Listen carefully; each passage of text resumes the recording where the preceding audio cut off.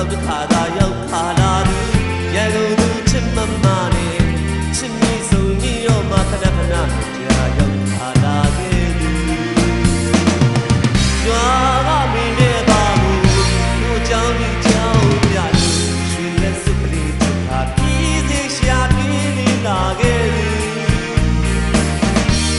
ရွှေရန်ကုန်ဒီကအရင်တစ်ခေါက်နဲ့မတူလက်မခဲအပြင်းတွေဆက်ဆံရေးတွေကျဲပြီးရတွေလူကြီးမိဘတွေကိုညာပြီးရောက်လို့နာသူ